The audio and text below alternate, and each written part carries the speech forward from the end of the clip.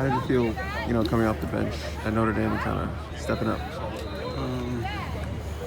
It felt like it didn't really feel like anything. It just felt like, we were trying to win the game, So, if I got to go in there, we're going to try to win the game. Like, it's just like if somebody would have went down and then somebody would have had to go in and, we're going to try to win the game with them. Same thing.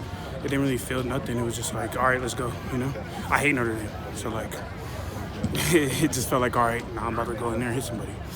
What's gone into it mentally for you this season, being ready to go in at that point? I know you guys, do your homework. So, I was in this position before. So, I played when Chuma was here. You know what I'm saying? Every day, I took most of the reps with the ones back then in practice. But then when we go to the game, he's obviously the starter. So, I kind of took the approach of I've been here before, I had 20 consecutive starts. And then I'm not starting, but that doesn't mean I'm not playing. If you look at it, I played in every single game.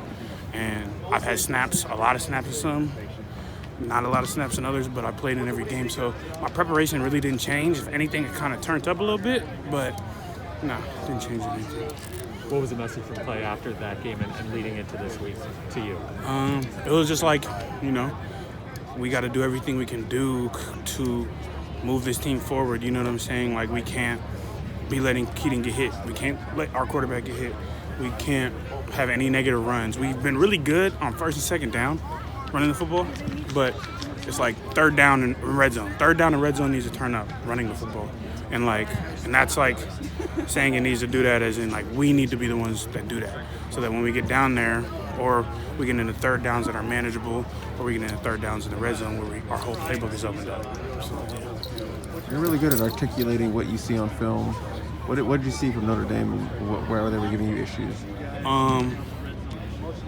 Where Notre Dame was giving us issues, I'd say, again, was when we got down in the red zone.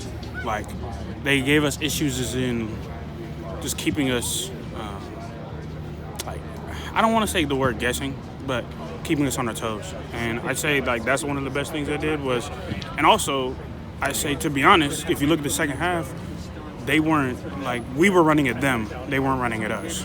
If you really look at it and you look at how fast we were playing, when the game got down to 8 points, we were a possession away from tying the game up, or if other things had gone our way, taking the lead.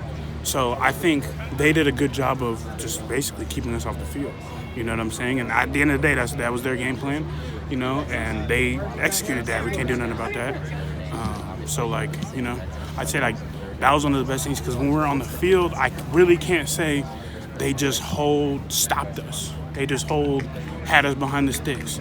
They just reestablished the line of scrimmage. If you go watch the film, there wasn't a lot of times where they reestablished the line of scrimmage or they ran at us. So I think they really just honed in on their game plan to not give us a lot of opportunities and to when we did get our opportunities in the red zone, keep us on our toes. So. How do you guys get your mojo back? How do we get our mojo back? I'm gonna keep it 100. Our mojo is nowhere. Our mojo is still here. Our mojo didn't go anywhere. We're not one of those teams that at the end of the day, our season is what it is right now. But look at the Pac-12 South. Anything can happen. 1, 2, we're the standard of this conference, so we don't get the afforded luxury to lose mojo and go into a game with no mojo. Because when people play us, they have the most mojo. So that's not really us. So I say at least O-line standpoint, offensive teams, the whole team standpoint, our mojo is we're ready. We're trying to, we're going out there and we're trying to whoop every team in front of us at the end of the day. And with this next slate that we have, all Pac-12 games, and then there's a couple guys on this team who got something, there's a couple guys on this team ready for the last game, who remember, so we got a lot of big games coming up, so we're for sure excited, we're for sure ready to get out there. We're just trying to hit. As a veteran, do you say anything to Jonah, a young guy who have a drop in confidence or anything like that to help him? Yeah. I mean, you say, this isn't I'm running out of time. But you say you're not running out of time. You're not running out of time to get better. And you're not running out of time to, take this it's not it's not, I say my advice with any young guy, at the end of the day, with Cortland, Jonah, any Gino, is nothing defines you as a player. It might define how you're playing. It might define what the team needs. It might define, but it doesn't define you. So, only you can define you. And so that's what I would say, and that's the advice you give, and that's the advice that was given to me, so.